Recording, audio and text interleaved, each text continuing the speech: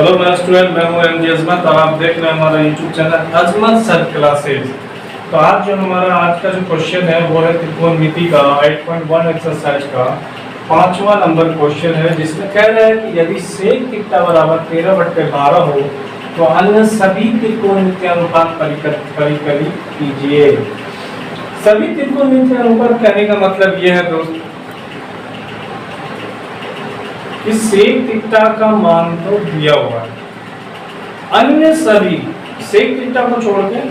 अब देखिए, मैंने फर्स्ट पार्ट में आपको वीडियो में बताया था कि समकोण त्रिभुज में 6 संबंध बताए गए, sine theta, cos theta, tan theta, cot theta, sec theta और कोसेक थीटा। तो इसमें सेक थीटा तो दे ही दिया आपको, तो सेक थीटा को छोड़ के 5 संबंध को आप बता दीजिए, वो कह रहा है क्वेश्चन। तो आइए हम क्वेश्चन पे आते हैं, ठीक है। तो क्वेश्चन हमारा क्या कहता है वो देखते हैं। तो सबसे पहले अपने को क्या करना पड़ेगा, एक समकोण त्रिभुज बना लेना होगा। समकोण त्रिभुज बनाने के बाद इसका नाम दे दीजिए आप, क्या दीजिए, क्योंकि यहाँ पे थीटा को कोई टेंशन ही लेने वाली बात नहीं है। ये दीजिए, इसका नाम बी दे दीजिए, इसका नाम सी दीजिए, और ये कोण 90 डिग्री का होता है। समकोण त्रिभुज में ये कोण 90 डिग्री का होता है। अब देखिए, यहाँ पे कह रहा है कि सेक थीटा बराबर 13/12, ठीक है। यहाँ पे कह रहा है चूंकि सेक थीटा बराबर 13/12, और हमारा फॉर्मूला में मैंने बताया था, हमारा फॉर्मूला था कि सेक थीटा बराबर क्या होता है, कर्ण बटे आधार। क्या होता है, कर्ण बटे आधार। तो एक बात देखो बच्चों, फॉर्मूला भी होता है कर्ण बटे आधार होता है बेटा। तो कर्ण तो ये हो गया, आधार ये हो गया, और इसमें दिया है ये जो अनुपात दिया थीटा दिया है। तो थीटा के लिए क्या होगा, आधार ये, लंब ये, कर्ण ये। तो कर्ण कितना 13, और ये भाई साहब तो कर्ण होते हैं। देखो बच्चों, ये पूछा है तो कर्ण होती है, और कर्ण हमारा कितना 13 है, और आधार कितना हमारा 12 है। अच्छा, चलो बच्चों, एक काम तो पूरा कर दिए कि भाई समकोण त्रिभुज में 2 भुजाओं का मान तो अपन बैठा लिए। अब तीसरी भुजा जो है, ए बी भुजा जो है, उसका मान निकालना पड़ेगा अपने को पहले, क्योंकि जब तक 3 भुजाओं, मतलब देखो कह रहा है समकोण त्रिभुज में 3 भुजा होते हैं, जब तक तीनों भुजाओं का मान नहीं मालूम होगा तब तक हम त्रिकोणमितीय अनुपात को परिकलित नहीं कर सकते, त्रिकोणमितीय अनुपात को हम नहीं बता सकते, ठीक है। आते हैं यहाँ, देखते हैं क्या होता है। तो सबसे पहले हमको जो है कोई भी भुजा समकोण त्रिभुज में निकालने के लिए, अगर 2 भुजाएं दी है या 3 भुजा दी है, निकालने के लिए हमको सबसे पहले किस चीज का प्रयोग करना पड़ता है, पाइथागोरस प्रमेय का। किसका प्रयोग यूज करना पड़ता है, पाइथागोरस प्रमेय का।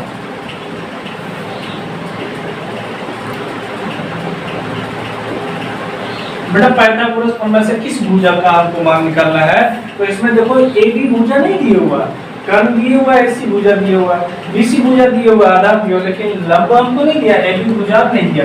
तो ए बी भुजा निकालना है, तो लिखेंगे ए बी भुजा बराबर, मैंने फॉर्मूला लिखाया था कि बेटा ए बी भुजा एसी भुजा से छोटी है, और बीसी भुजा और ए बी भुजा का जो योग होता है वो दोनों का बराबर है। तो आप देखो हमारा फॉर्मूला था पाइथागोरस में कि AC स्क्वायर बराबर AB square plus BC square, उसी में से हम क्या कहते हैं, AB का मान के लिए फॉर्मूला बनाए थे, बड़ी भुजाओं में से छोटी भुजा को घटा देंगे, तो मतलब AC square minus BC square का ओवर रूट।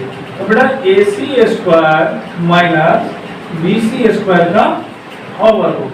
बेटा एक चीज देखो, AC की वैल्यू कितनी है, AC का मान 13 है, अपन यहाँ पे 13 देंगे। AC देखो, एक चीज का ध्यान रखना, ये स्क्वायर को 1 सेकंड के लिए छिपा दो, क्या लिखा है, AC लिखा है, और AC का मान कितना 13, और AC पे स्क्वायर है तो इस पे भी क्या करेंगे अपन, और स्क्वायर कर देंगे, माइनस का माइनस, 1 मिनट के लिए इसका भी स्क्वायर छिपा दो, तो अपन क्या लिखा है BC, और BC भुजा का मान कितना 12, तो BC के जगह पर क्या लिखेंगे 12, BC पे स्क्वायर है तो इस पे भी होल स्क्वायर कर देंगे, इसका रूट लगा देंगे। और बेटा 13 का स्क्वायर होता है, 13 का स्क्वायर होता है 169, माइनस 12 का स्क्वायर होता है 144। बेटा इसमें से एक चीज देख लो, जब 169 में 144 घटेगा तो बेटा कितना निकलेगा? 25 निकलेगा, रूट 25 आएगा, ठीक है। और 25 रूट का रूट निकलेगा, वर्गमूल निकलेगा, कितना निकलेगा? वो 5 निकलेगा। कितना निकलेगा? वो 5 निकलेगा। बेटा ध्यान से देखना बस। तो हमारा ए बी पूजा कितना निकला? 5 निकला, ठीक है। फिर उसके बाद हमारा सवाल तो बन गया। 90% सवाल मेरे सॉल्व हो चुके हैं। अब सेक थीटा को छोड़ के जितने भी त्रिकोणमितीय अनुपात है सबको परिकलित कर सकते हैं अपन। अब देखो कैसे कर सकते हैं। तो पहले शुरू करते हैं अपन। शुरू करते हैं किससे? लिखेंगे प्रश्न से। प्रश्न से मतलब प्रश्न में क्या कह रहा है? तो पहले लिखेंगे साइन थीटा, और साइन थीटा बराबर होता है लंब बटे कन। और अभी थीटा दिया हुआ कोण की बात, तो ये जो है देखो, ये लंब हो गया, ये कन हो गया, ये आधार हो गया। साइन थीटा बराबर लंब बटे कन, मतलब 5/13। बेटा cos थीटा बराबर क्या हो जाएगा? फिर cos थीटा बराबर होता है आधार बटे कन, 12/13, ठीक है। बेटा फिर क्या है? tan थीटा का मान निकालेंगे। tan थीटा बराबर क्या होता है? लंब बटे आधार, 5/12। cos थीटा बराबर क्या होगा? फिर cos थीटा बराबर था tan थीटा का उल्टा, आधार बटे लंब। ये लंब बटे आधार था, अब ये आधार बटे लंब, तो मतलब 12/5। अब उसके बाद क्या लिखेंगे? cosec थीटा लिखेंगे। अब आपके दिमाग में आ रही होगी सर sec थीटा भी तो होता है भाई। sec थीटा का वैल्यू पहले से दे रखा है, इसलिए उसका वैल्यू नहीं लिखेंगे। cosec थीटा किसका उल्टा होता है? sin थीटा के। sin थीटा लंब बटे कन, तो cosec थीटा होता है कन बटे लंब, कन बटे लंब, 13/5। वो तो गया, मेरा आंसर तो आ गया, आप मिला लो। अब देखो बच्चों, ये है छठा क्वेश्चन आपका। अब छठे क्वेश्चन में देखते हैं किस तरह से बनाया जाता है, ठीक है। अपने को तो मालूम है त्रिकोणमिति में सबसे पहले अगर किसी का यूज होता है तो वो है समकोण त्रिभुज। किसका यूज होता है?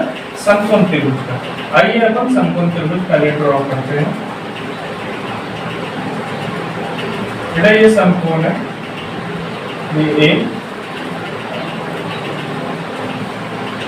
अच्छा, मतलब कि मैंने जो पढ़ाया ABC ऐसे करके, तो वो आप करना शुरू कर देंगे मेरी तरह। मैं भी वही तो कर रहा था, मेरी तरह आप भी करना शुरू करेंगे। देखो ना ना ना ना, बच्चे ऐसे नहीं करने हैं। बच्चे क्या करते हैं? पहले क्वेश्चन पढ़ने हैं। कह रहे यदि कोण ए और कोण बी न्यूनकोण हो, तो बेटा न्यूनकोण किसको कहेंगे? सबसे पहले बड़ी ये बात आती है। तो बेटा न्यूनकोण जिस कोण की माप 90 डिग्री से छोटी हो उसको न्यूनकोण कहते हैं। क्या कहते हैं? जिस कोण की माप 90 डिग्री से छोटी हो उसे न्यूनकोण कहते हैं।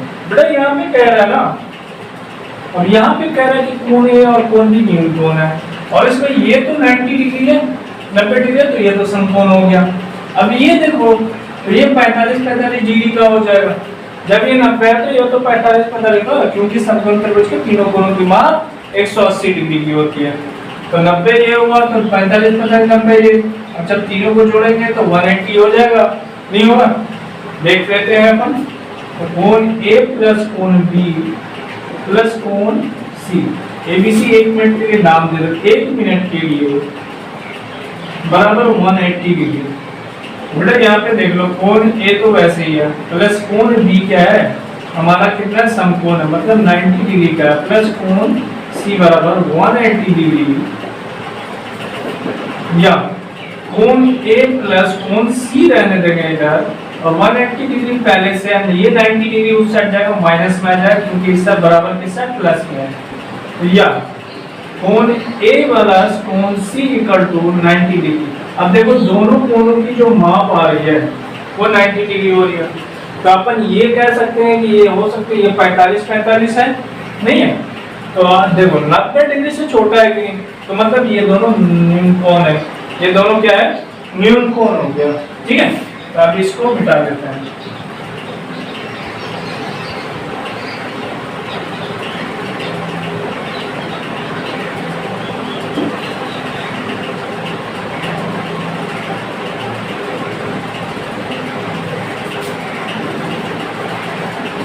अब देखो क्या होता है। कोण ए और कोण बी न्यून कोण है। तो न्यून कोण तो यहाँ पे दो ही कोण है, तो कोण ए इसका नाम दे दो और बी इसका नाम दे दो। ऑलरेडी जब ए बी यहाँ नाम पड़ गया तो सी ऑलरेडी यहाँ पे हो जाएगा, ये तो पता है आपको, ए बी सी हो सकता है नाम। अच्छा, अब अपन लिखेंगे प्रश्न से, क्या लिखेंगे? प्रश्न से दिया है, क्या है? दिया है। क्या दिया है बेटा? तो अपने को ये दिया है कि cos A बराबर cos B, ये दिया हुआ है। cos A बराबर cos B दिया हुआ है। बेटा एक चीज ध्यान दो, यहाँ पे देखो cos के साथ त्रिकोणमितीय अनुपात के साथ कोण का नाम भी दिया हुआ है अपने को। कोण का क्या है? नाम भी दिया हुआ है, जो नाम क्या है? A है, मतलब इस कोण की बात कर रहा है। नहीं, जब इस कोण की बात कर रहा है तो कोण के सामने वाली भुजा लंब होती है और ये बगल वाली आधार और ये कर्ण हो जाती है। नहीं, अब ये कर्ण जो हुआ तो cos थीटा बराबर हमारा होता है आधार बटे कर्ण। तो कोण ए के लिए लंब ये हुआ, आधार ये हुआ, कर्ण ये हुआ, तो आधार हमारा क्या है? AC भुजा। क्या है हमारा? AC बटे कर्ण क्या हो रहा है? AB भुजा।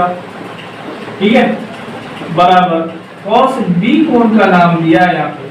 तो B कोण के लिए अब इस कोण की बात करेंगे। किसकी बात करेंगे? इसकी बात करेंगे। तो इस कोण के लिए हमारा क्या है? हमारा कोण के सामने वाली भुजा ये लंब हो गई, अब ये आधार हो गई, ये कर्ण है। cos थीटा बराबर जानते हो आधी डी लेते हैं आधार बटे कर्ण, तो इस कोण के लिए लंब ये हुआ तो आधार ये हुआ, तो BC बटे AB, BC बटे AB। अब बेटा एक चीज ध्यान देना कि जब दो चीज इक्वल हो तो आपस में बराबर हो जाओ, कट जाते हैं। तो यहाँ पे AB बराबर है, कट गए, खत्म हो गए, बचे क्या? AC equal to BC। अब AC भुजा बराबर है BC भुजा के, AC भुजा बराबर है BC भुजा के, और AC भुजा के देखो AC भुजा कौन सा? ये वाले, इसके सामने वाला कौन कौन सा? B है। कौन सा कोण है? कोण B है, बराबर B। अब BC की बात कर रहा, तो BC भुजा के सामने वाला कोण क्या है? A है। क्या है? कोण A है, और दोनों कोण आपस में बराबर है। तो क्या मैं इसको ये लिख सकता हूँ कि कोण A इक्वल टू कोण B? लिख सकता हूँ क्या? और क्यों लिखूंगा? तो यहाँ पे एक बता देता हूँ, क्योंकि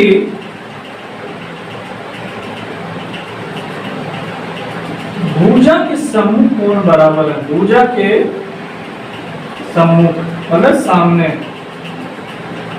कोण बराबर है। क्या है बेटा? बराबर है। ठीक है, ये समझ में आ गई? तो ये हमारा क्या हुआ? प्रूव्ड हो गया। क्या हुआ? ये प्रूव्ड हो गया बेटा। तो अच्छे से समझ में आई? आपको कोई प्रॉब्लम होता है तो आप नीचे कमेंट बॉक्स में आप जरूर लिखें, आपको किस क्वेश्चन में प्रॉब्लम है, क्या नहीं है, आप मुझसे शेयर करें। Thank you so much.